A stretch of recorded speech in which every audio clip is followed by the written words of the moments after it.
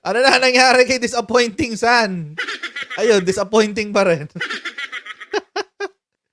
Kasi naman, ba't kasi nagtatago ka? Kala ko ba tapang ka tao? Akala ko ba tapang ka tao yan? Oh, hindi na siya ano. Hindi na pala siya disappointing son. Disappearing son na siya. Kasi kahapon, di ba pinag-usapan natin to? Pinag-usapan natin yung... So, nagtago ng araw. Pero hindi pa confirm dyan ha. Hindi natin alam. Siyempre, ang nagtatanong niyan si Risa Ontiveros. Pero ako, mga kotsero, I'm usually, for the most part, kontra ako kay Risa Ontiveros. Pero ako kasi ngayon, curious na ako. Bakit? Bakit kasi nakapagtago? Because apparently, pinrotektahan daw ni Mig Zubiri. As usual, mag-shoutout tayo sa mga kaibigan natin sa Sendwave. Yan, kung kayo ay nasa US, UK, Canada, Italy, France, Spain, Ireland, and Belgium, may pwede na po ay magpadala ng inyong mga remittances dito sa Pilipinas. Gamit po ang Sendwave. Ang gagawin nyo lang ay i-download ang Sendwave app, gawa kayo ng account, ilagay nyo pa ang account details dyan. At pwede na ay magpadala sa GCash sa mga bangko at iba't ibang mga pawn shops. At kapag ginamit nyo pa nga yung promo code na Coach Jarrett, makakuha kayo ng karagdagan $20 free credit. Okay? So yan, gamitin na po si Sendwave for all of your remittance needs. Yun ang chismis. Inupuan daw kasi yung supina. We don't know for sure. Pero yun na ang chismis. Actually, balita rin to kahapon. Pero hindi ko muna siya isinama sa topic. Kasi nag-iintay ako ng sagot ni Zubiri. Bakit ako nag-iintay? Gusto kong malaman kung yung sagot ba niya ay reasonable o hindi. Kasi kapag reasonable, baka naman, di ba? Pwede nating bigyan ng pass. O ba, pwede nating bigyan ng di ba? Hayaan na natin. Ganun talaga. It happens. Pero kung hindi, ay may problema ka, Mig Zubiri. May problema ka kung hindi. Ito sinabi ni Risa Ontiveros. Actually, batikos to ni Risa Ontiveros kay Mig Zubiri. Sabi niya, Senate President Juan Miguel Zubiri has yet to sign the subpoena issued by a Senate panel against Pastor Apollo Kibuloy, the founder of Kingdom of Jesus Christ Church. Ang mga Pilipino talaga kailangan matutong mag-distinguish kung kailan sila ini-scam sa hindi. Sabi, this was revealed Thursday, February 15 by Senator Risa Ontiveros, the chairperson of the Senate Committee on Women, Children, Family Relations, and Gender Equality, which is conducting an investigation into the alleged abuses of Kibuloy's religious group. Ontiveros said she was confused. In fairness kay Risa Ontiveros, lagi siyang lito, guys. Laging hindi niya alam ang nagaganap sa paligid niya. Di ba kahit sa ang hearing, lagi siyang, nagtataka ako, bakit ganito? Ganyan. Nagulat na lang ako, bakit ganyan? Ganyan si Risa Ontiveros eh. Hindi ko alam kung kasama ba yan sa drama niya. Na parang, alam mo yun, parang innocent. Ontiveros said she was confused as to why Zubiri has not yet signed the order when signing papers is a ministerial duty by the Senate President. Ministerial. So, ibig sabihin, wala namang yan eh. Hindi naman kailangan pag-aralan yan eh. Pipirma ka lang. Parang may mali yata doon. Wait lang. Hindi ba pwedeng pag-aralan yan? Hindi ko kinakampihan si Zubiri pero di ba, kapag tulad ng ginawa ni Senator Amy Marcos, pirma lang siya ng pirma sa kung ano-ano, tapos ngayon, binati ko siya doon sa pinirmahan niya, o di ngayon, napahiya siya. Di ba? Kasi dapat binabasa rin.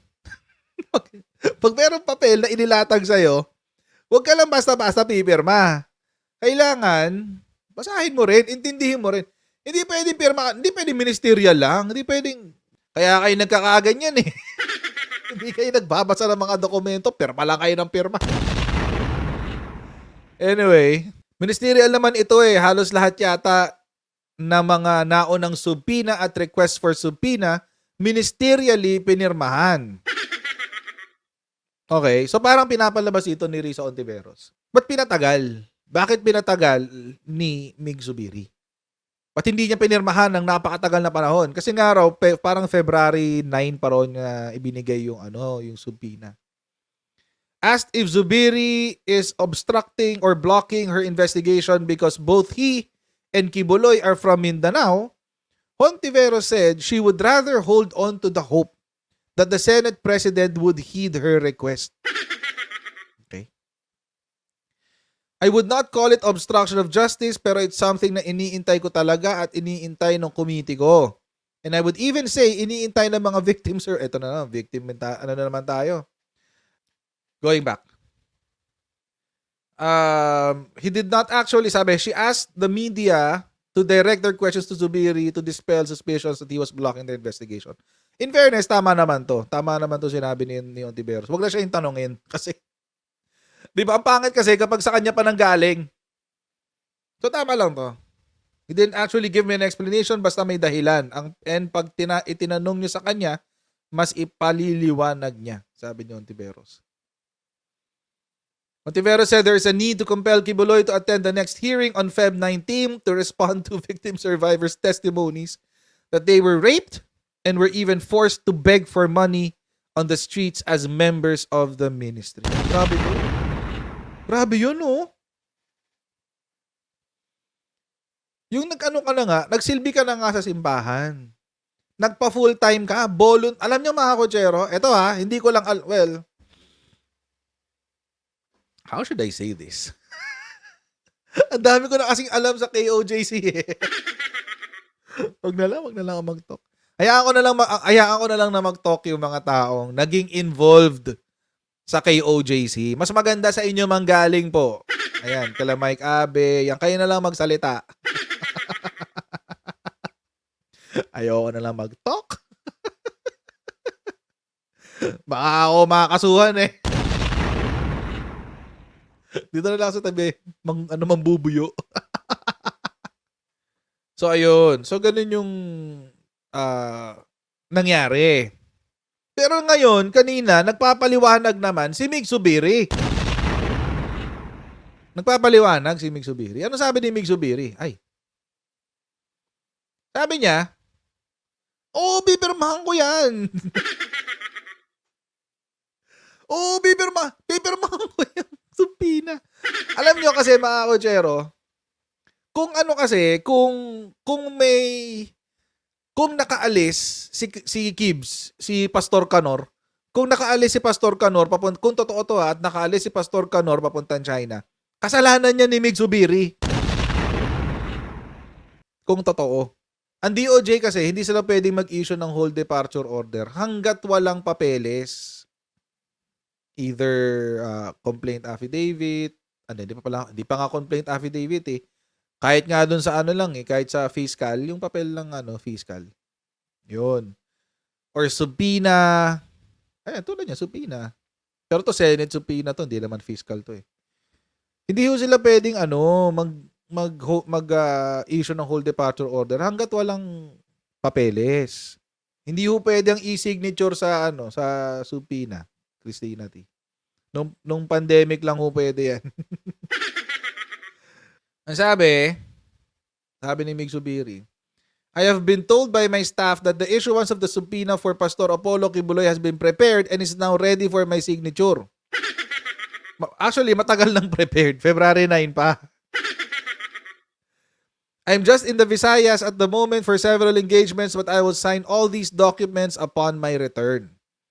Zubiri's assurance came a day after Senate Deputy Minority Leader Risa Ontiveros pressed the Senate leadership to summon and not just invite Kibuloy. Ano ang problema natin dyan, guys? Ba't hindi mo pinirmahan bago ka umalis ng papuntang Visayas? Last week lang nandito ka isang buong linggo sa Manila. Ontiveros said she wrote Zubiri on Feb 6 pala, Feb 6 oh. Feb 6 pa raw. But the subpoena has yet to be signed. Ay, masyado matagal yung delay. 10 days na. That's inexcusable. So, masyado na matagal yun. 10 days. Masyado matagal yun. Hindi yan eh. Hindi excuse yan. Hindi excuse yan. 10 days para sa subpina? Ay. Mali. Mali. Tapos pagbalik mo pa lang na Maynila sa mo papermahan. So hindi lang 10 days. Let's say Monday siya babalik o ilang araw pa lumipas. 12? Mali. Late na. Zubiri explained that a lot of admin work has piled up in his office following the supposed rift between the House and the Senate. Ay, excuse na lang to, guys. Sorry. Excuse na lang to. Sorry. Excuses. Hindi ako naniniwala. Excuse na lang to, guys. Isisisi mo dun sa peking People's Initiative. Gano'n ka ba katagal pumirma? Gaano ka ba katagal pumirma? Migs.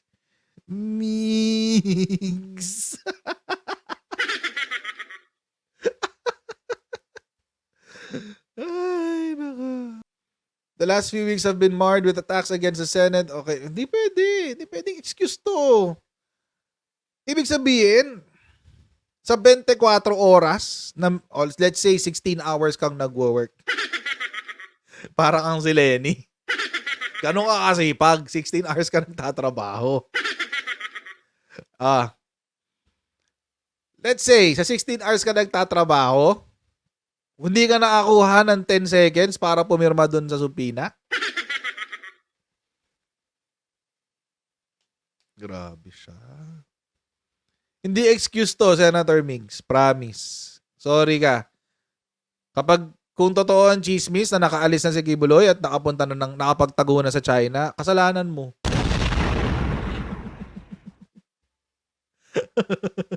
Kasalanan mo, promise. But Zubiri assured the public that he would sign all pending documents including the subpoena order against Kibuloy upon his return to Manila. Alam niyo mga kochero, hindi ako fan ni Risa Ontiveros and I actually don't like her.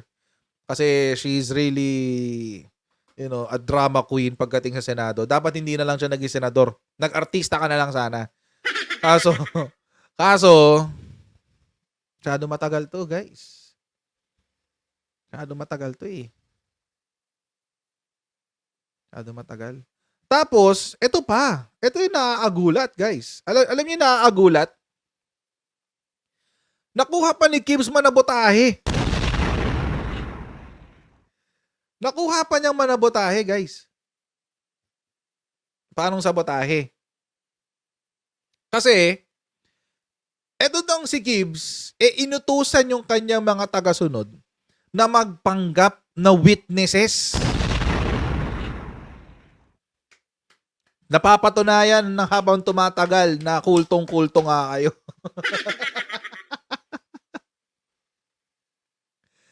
Grabe, no? Alam nyo, sana hindi totoo to. Promise. Sana hindi totoo to. Kasi, alam nyo, hindi lang yung pangalan ni Kibuloy nadudungisan dito. Nadudungisan din dito pati yung mga ibang lehitimong relihiyon.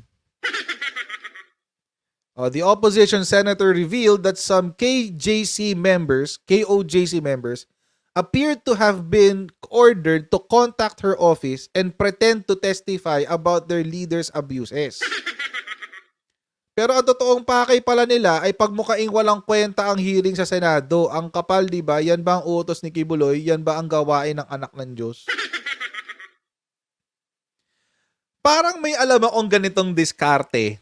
Feeling ko may ginagaya si Kibuloy na style. Topic natin mamaya. Parang ginawa na to ng NPA. Naalala nyo? Yung sumuko. Tapos nung ipinresenta sa press, yung sumuko, ang sinabi, kami po ay kinidnap. Tanim witness. Tanim saksi. Tanim saksi. Grabe siya. Grabe. Ano kaya 'to? Mag-play kaya 'to natin. Pagkatapos magbigay ng testimonya ni na alias Amanda at alias Jerome sa unang hearing, ay maraming dating mga miyembro ang nabigyan ng lakas ng loob para magsiwalat ng baho ni Kibuloy. Baho! Pero sa kabilang dako, dinumog po sila online ng mga alagad ni Kibuloy. Pinaratangan ng kung ano-ano para maliitin ang kanilang katotohanan. Their identities were even exposed, risking their safety. In-expose si Kibuloy mismo eh. Mayroon po kaming ebidensya Si Kibuloy ng mismo nag-expose eh. pagbabanta kay alias Amanda at alias Jerome at sa iba pang mga balak na mag-witness. Ang malala, may ibang mga miyembro ng kingdom na mukhang inutusan na makipag-ugnayan sa opisina ko para magkunwaring tetestigo tungkol sa mga pang-aabuso ng leader nila. Pero ang totoong pakay pala ay pagmukhang walang kwenta ang hearings ng Senado. Paano kaya Kapal, na di determine? ba? Iyan ba ang utos ni Kibuloy? Iyan ba ang gawain ng isang anak ng Diyos? To anyone trying to spoil our investigation, this is a warning. Huwag ninyong linlangin ang institusyon ng Senado. Hindi nyo kami basta-basta. Tama ka na dyan. Ama ka na. Ama ka na, Risa. Pero, may punto siya ngayon, guys. Sorry, may punto siya ngayon. So, yun daw. Huwag nyo linlangin ang institusyon ng Senado. Paano kaya nila nalaman, no? Paano kaya nila nalaman na fake, tanim saksi? Tanim witness si Kibbs, no? Ano kaya, yung nag-giveaway? Alam. Basta, sinabi niya yun. So, ako, medyo I'll give it, I'll give it the benefit of the doubt. I'll take it with the grain of salt. I'll take it with the grain of salt. Kasi, wala pa naman siya napapakitang, proof na totoong merong tanim merong tanim testigo. So hindi ko alam kung dapat ba ako maniwala dyan o hindi. Kasi alam naman natin si Risa Ontiveros, mahilig din maghabi ng kwento yan. So, ewan ko lang. Let's see. Hintayin natin yung yung future. Hintayin natin yung next hearing. Hintayin natin kung may lalabas na mga bagong impormasyon tungkol dyan. In the same forum, Ontiveros likewise disclosed that witness Amanda and Jerome, who had earlier testified against Kibuloy, were mobbed online and accused of telling lies. So, yun yung sinabi. Na-expose daw. Actually, ang nag-expose naman yan, si SMNI ba? Tama, si SMNI. Kasi di ba nagsalita si Kibuloy sa audio response. Lang ya. Ang tapang-tapang nito ni Kibuloy, tapos magpapabahag lang pala ng buntot niya sa Risa Ontiveros. Grabe. Ganun talaga pag may tinatago eh. Di ba si Kibuloy mismo nag-expose ng pangalan. So, duwag din. Tulad niyan, si Digong, duwag. Si Baste, duwag. Ando na si Bongbong, di pa hinarap. Di ba? Walang ginawa eh. O kanina, nasa Mindanao ulit. Hindi na, wala sila. Pero in fairness, wala naman yata kasi sila sa Davao. Si Bongbong, si Presidente. Pero, di ba? Napapadalas ang biyahe ni Presidente sa Mindanao. Anyway. So, going back. Tapos ngayon, wala. Bahagang buntot niya kay Risa Ontiveros. Hindi ako nag-aalala kung patuloy na magde-delay o mag-o-obstruct si Kibuloy sa prosesong ito ng investigasyon in aid of legislation, in aid of justice. Ito kasi yung problema dyan eh. In aid of legislation lang. So ano mangyayari nito after? Dalhin nyo na sa korte. Dalhin nyo na sa ano. Actually, better yet, pagkatapos nito, since may mga witnesses naman na kayo, etc., etc., bayaran mo na yung abogado nila nung Jerome at saka nung Amanda na maghahabla kay Kibuloy. Ikaw na magbayad, Rizzo Ontiveros. Tapusin mo tong inumpisahan mo. Para may maganda ka namang nagawa kahit papaano.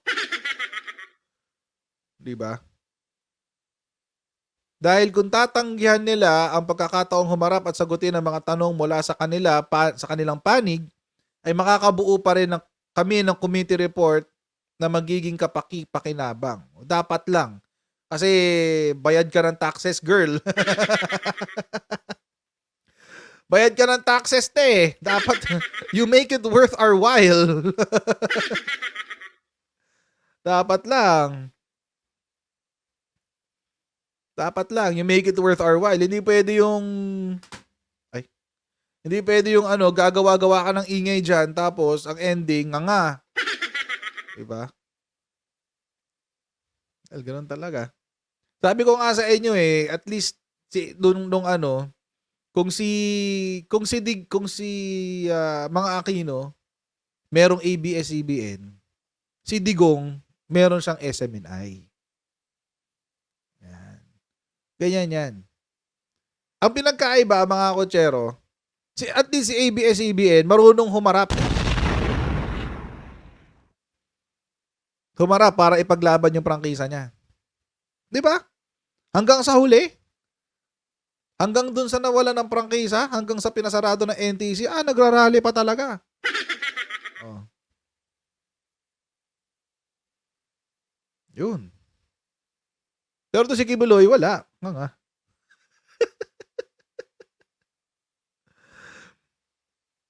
Ito si wala. Iyak. Nga ka na lang. Ang sagot na yung ano yung ebidensya ng katapangan niya. Video di pa nga video Audio message. Na parang ni-record lang sa loob ng kwarto niya. Kasama ng pastorals. Pastor Canor talaga.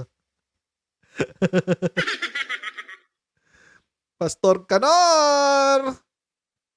May naghahanap sa'yo. Sagot na para masaya. Maraming po salamat sa inyong patuloy na pagsuporta sa ating channel. Huwag niyo pong kalimutan mag-subscribe sa Coach Jared YouTube channel at pa-follow tayo sa ating Facebook page na Coach Jared din. And I'll see all of you in our next live stream. Alright, bye everyone. See you next time. Bye.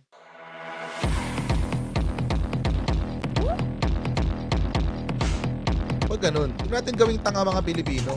Mas maganda kasi nasa lugar ka ng tama kaysa yung pinipilit mo yung pagkakamali.